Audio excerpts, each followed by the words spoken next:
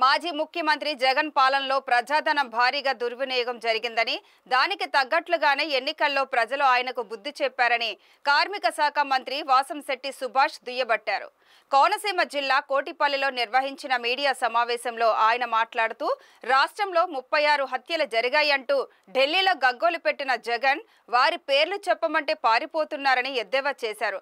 రాష్ట్రాన్ని జాతీయ స్థాయిలో బద్నాము చేసి రాజకీయంగా లబ్ధి పొందాలనుకుంటున్న జగన్ నాటకాలను ప్రజలు గమనిస్తున్నారని మంత్రి స్పష్టం చేశారు.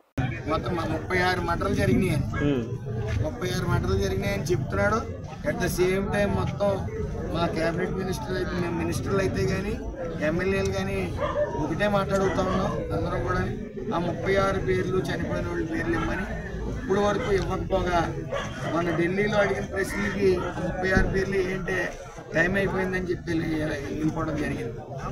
ఈ ప్రజాస్వామ్యాన్ని అలాగే ప్రజాధనాన్ని దుర్వినియోగం చేసిన వ్యక్తి ఎవరైనా ఉంటే అది మొన్న జరిగిన ప్రభుత్వం జగన్మోహన్ రెడ్డి గారు నాయకత్వంలో మరి 5 ఏళ్ళు కూడా ప్రజాధనాన్ని విచ్చలవిడిగా దుర్వినియోగం చేశారు. ఫర్ ఎగ్జాంపుల్ రిషికొండ తీసుకోండి. ఆ రిషికొండలో సుమారు 500 కోట్లు పెట్టి ప్యాలెస్ నిర్మించడం జరిగింది. అది ఎవరికి ఉపయోగం? అసెంబ్లీలో వాళ్ళు చేసిన అవినీతికి సమాధానం చెప్పాలనే భావంతో రాకుండా ముఖం చాటేసిన వ్యక్తి ఈరోజు ఈ రాష్ట్ర పరిపాలన వచ్చేయాలని చెప్పి కథలల్లుతూ ఉన్నారు. ప్రజలు ఎవరో గుర్రులు కాదు.